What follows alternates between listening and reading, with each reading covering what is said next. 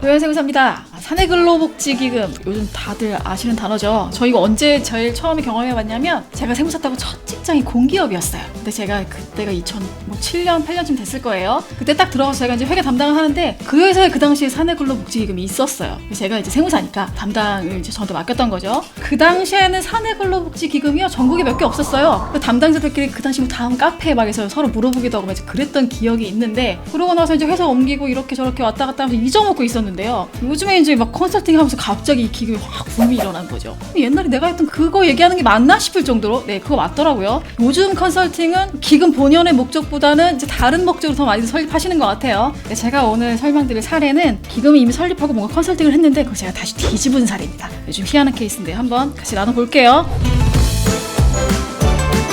2019년도에 저한테 의뢰가 들어왔어요. 이 회사는 건설회사였고요. 사용 주식이 꽤나 많았나 봐요. 이제 많았어서 2016년도에 이미 컨설팅을 받으셨어요. 어떻게 받았냐면 차명 주식을 회수하는데 너무 돈이 많이 드니까 기금을 설립을 해서 기금에 차명 주식을 기부를 하자. 그래서 차명 주식 41%를 기금에 기부를 했고요. 그 상태에서 이제 2016년도에 기부를 하고 매년 배당을 하셨어요. 배당을 거의 매년 2, 3억씩 막 하셨어요. 하시면서 기금에 배당을 주지는 않으셨고 기금만 쏙 빼고 나머지 주주들만 차등 배당으로 그렇게 배당을 하셨고요. 이 회사의 특이사항이 뭐냐면 대표님 말고 모든 가족들이 다 지금 캐나다에 거주하고 계세요. 그 자녀하고 사모님 지분도 있었거든요. 물론 지분이 작았죠. 사내근로복지기금은 배당을 안 하고 우리 주주들끼리 특히 차등 배당을 해서 자녀하고 사모님한테 배당을 굉장히 많이 주시고 그 돈을 유학자금으로 활용하는 이런 회사였어요. 근데 2019년도에 근데 저한테 왜 의뢰가 들어왔냐? 매년 이제 배당을 하면서 기금만 쏙 빼놨고 기금에 무려 41%의 지분이 들어가 있는데 이 기금 사내근로복지기금이 생기다 보니까 이제 직원들이 알게 된 거예요. 봤더니 우리한테 주식이 무려 41%나 있더라.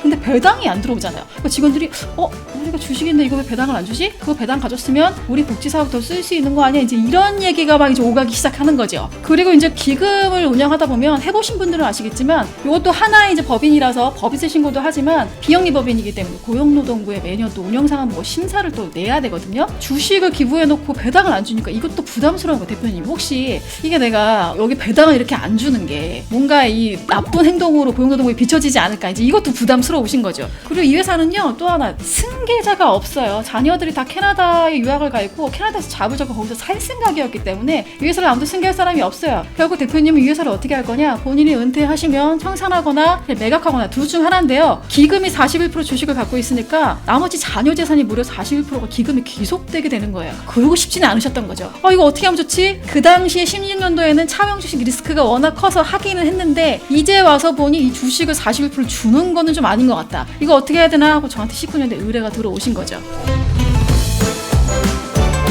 대표님이 원하시는 거, 저한테 의뢰하시면서 원하시는 딱 하나였어요. 이 주식을 내 명의로 가져오고 싶어요 였습니다. 원복하자는 거죠. 제가 이제 이걸 하려고 고민을 해봤는데요. 이슈가 몇 가지 있었어요. 첫 번째는 뭐냐면 우리는 이제 두 기관을 상대를 해야 돼요. 기금에 있는 주식을 가져오려고 하면 세무서도 상대해야 되고요. 고용노동부도 상대를 해야 됩니다. 일단 세무서 소명 차원에서는 뭐가 이슈가 됐냐면 여기 매년 배당을 2억에서 거의 5억씩 했단 말이에요. 그러면 이걸 다시 주식을 대표님 앞으로 실명 전환해서 가져오려고 하면 배당소득세 다시 신고해야 되는 거 없나? 이렇게 봤더니 마침 기금은 배당을 안 했잖아요. 아예 안 했기 때문에 배당소득세를 다시 신고할 거는 없었어요. 오케이, 이건 넘어갔고요. 그 다음에 두 번째 이슈는 뭐였냐면 차명 주주가 본인의 주식을 본인 명의로 기금에다 기부를 했잖아요. 그래놓고 기부금 공제를 받아서 소득세 신고를 했거든요. 그래서 이거를 만약에 다시 실명으로 원복해서 가져오려고 하면 그때 기부금 공제 받아서 소득세 신고하신 거 이거 다시 추징해서 소득세 수정 신고를 해야 돼요. 그럼 그 소득세 수정 신고 납부세액이 얼마나 될 거냐? 이것도 금액이 좀 됐어요. 그거 고민해봐야 되는 거고요. 또 하나 중요한 거, 제가 이거를 가져오려고 하면 뭐라고 설명을 해야 되느냐? 세무서에 이런 거죠. 사내근로복지기금에 준 기부행위 자체도 하나의 차명행위였다.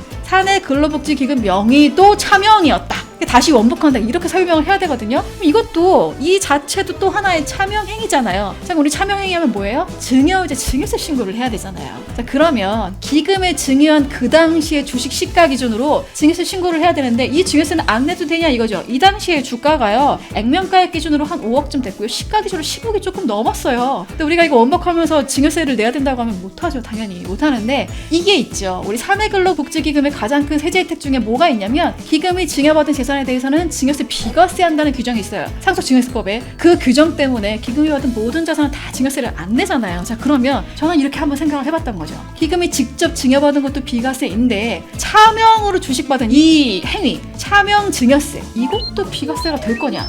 열심히 찾아봤죠. 안 된다는 얘기는 없어요. 그냥 비과세 규정만 있으니까. 그런데 이 비과세 해주고자 하는 법의 취지는 사실 기금이 이제 직원들을 위한 비영리 법인이니까 좋은 행위를 하는 걸 비과세 면제해주자는 뜻인 거잖아요. 근데 이거 차명행위 나쁜 행위를 하는 이 페널티, 이것도 비과세를 해줄까? 이게 제가 약간 자신이 없었던 거예요. 근데 이거를 만약에 실행하려고 하면 그 세금이 너무 많이 나오니까 제가 이걸 어떻게 하면 해치를 할 수 있을까라고 하다가 대표님한테 이렇게 제안을 드려봤어요. 대표님이 공무원이라면 또는 고용노동부라고 하면 우리가 이런 행위를 했을 때 규정이 이러니까 증여세 비과세입니다 라고 얘기하면 그냥 조사를 면제해주기가 조금 어려우실 것 같죠? 대표님 생각하시기에도 그럴 것 같대요. 제가 제안 드렸죠. 어차피 여기는요 사내근로복지기금 설립을 했어요. 물론 차명주식 때문에 설립한 것도 있지만 실제 직원들 복지사업 때문에 기금을 설립한 것도 있거든요. 실제 이 회사가 그래서요 매년 기금에 2-3천만 원 정도로 출연금도 계속 하고 있었단 말이에요. 그럼 대표님 기왕에 기금 입장에서 놓고 보면 뭔가 자산이라고 생각하고 주식을 받았는데 이걸 도로 대표님한테 돌려줘야 되니까 자산을 뺏긴 거잖아요. 그러면 그 대신 회사 입장에서 뭔가 거액의 출연금을 현금으로 좀 해주면 어떨까요? 어차피 매년 2-3천만 원 정도씩 기금을 해줬던 거니까 몇 년치 한꺼번에 한다 생각하시고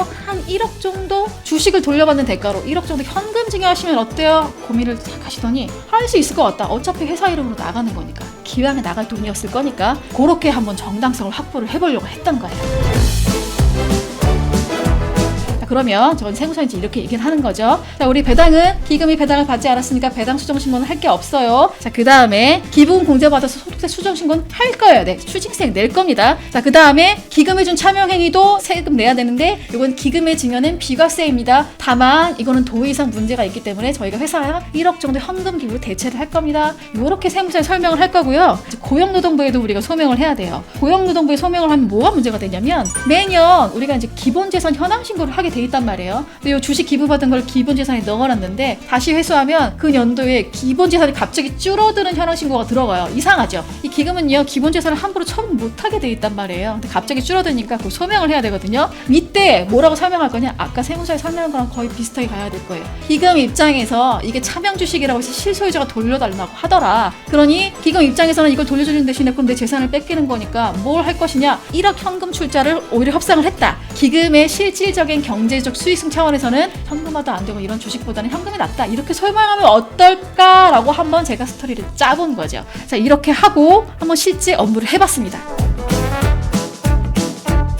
일단 우리 차명 주식 회수 신고를 해야 되잖아요. 19년도 제가 의뢰가 왔기 때문에 19년 말에 증여세 신고를 할 게 없는 거고 19년 말 기준으로 법인세 신고를 하면서 주식 변동상환면에서 신고를 해야 돼요. 그때 기금해준 주식을 명의신탁 주식 회수라고 체크해서 신고를 했어요. 하면서 자진해서 저희가 이제 백데이터를 만들어가지고 우편 신고를 했습니다. 거기 뭐라고 썼냐면 요렇게 주식 변동이 있었고 요렇게 명의신탁 주식을 회수를 했는데 물론 여기는 이제 제척 기간은 끝나서 과세에 빠지는 게 있었고요. 기금은 상속증여세법에 따라서 기금의 증여 등은 비과세여서 명의신탁 증여세 유지도 비과세입니다 라고 제가 제출을 했고 그리고 나서 4월 달에 바로 세무서에서 전화가 왔어요. 그래서 전화로 계속 소명했고 이슈 없이 끝났어요. 자, 그 다음에 우리가 3월 달에 고용노동부에도 저희가 기본재산 변동 신고 줄어든 신고를 했거든요. 그리고 역시 한 달 있다가 바로 전화가 왔어요. 노동부에서 담당자분이 그때만 해도 자기는 이런 걸 처음 봤대요. 기본재산이 도대체 왜 줄었냐. 제가 한 4장짜리 막 소명서를 썼던 것 같아요. 그때 법무법인 그 의견서까지 받아서 썼는데 뭐라고 썼냐면 기금 입장에서 명의신탁 주식 회수 요청이 왔다 이거죠. 그래서 기금 협의회도 실제 열었어요.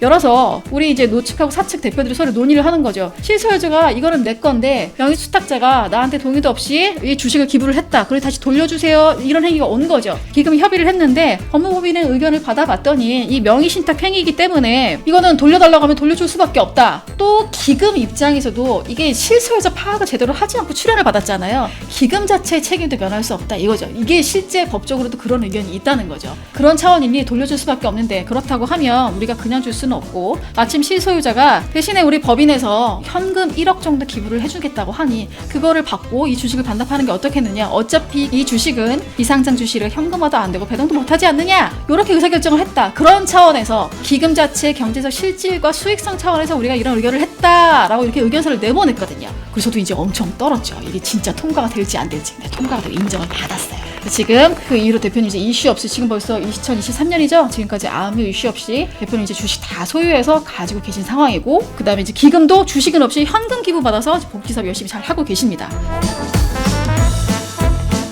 제가 이 설명을 왜 하냐면요, 저는 벌써 옛날부터 이거를 경험을 해봤지만 지금에 와서 막 사내근로복지기금이 굉장히 뭔가 차명주식이나 또는 대표이사의 이익 창출 차원에서 뭔가 대단한 기법인 것처럼 컨설팅을 많이 하시는데, 사내근로복지기금의 본래 목적은요 대표이사를 위한 게 아니에요. 차명주식 회수를 위한 것도 아니고요, 사내근로복지기금 말 그대로 직원의 복지사업을 위해서 그 전용 비영리법인을 만드는 겁니다. 본래 목적이 있고요, 그 목적을 위해서 만든 상태에서 부가적으로 활용할 수 있으면 하는 거지, 주객이 전도되면 안 되는 거예요. 그렇잖아요. 근데 벌써 이 16년도부터 이런 컨설팅이 있어왔죠. 지금 23년도에 굉장히 많이 시간이 흘렀잖아요. 저는 다음 세무조사 타겟이 이익소득 다음 사내근로복지기금으로 생각이 돼요. 너무 악용한 사례가 진짜 많거든요. 근데 우리가 지금 법 개정도 그렇고 모든 세무서 추이도 그렇고요, 이게 너무 악용한 사례가 많아지면 시장이 시끄럽고 그게 막 여기저기 자료가 많잖아요. 과세관청도요 그런 자료를 수집한단 말이에요. 또 하나 이제 납세자들 중에서도 이런 컨설팅이 자꾸 오는데 이게 맞나요? 막 관청이 물어보기도 하고 고용노동부에 막 물어볼 수도 있잖아요.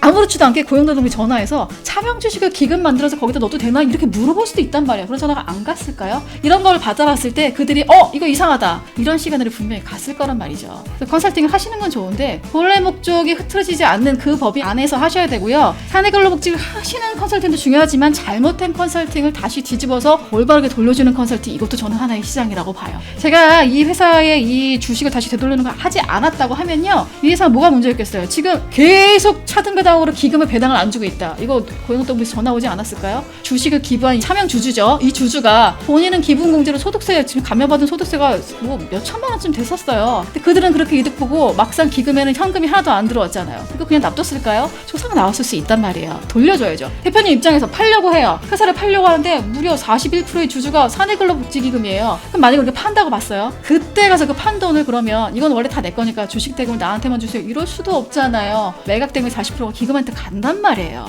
이런 컨설팅 포인트도 잡아봐야 될 필요가 있다라고 보는 거죠. 그래서 기금 설립해서 활용하는 것도 좋지만 잘못된 컨설팅 사례를 바로 잡아주는 것도 저는 중요한 컨설팅 포인트가 아니겠는가, 이렇게 생각을 합니다. 기금을 한 번도 경험해보지 않고 마치 되게 잘 아는 것처럼 이런 거에 속지 마시고요, 제대로 된 사람을 만나보시는 게 좋을 것 같아요.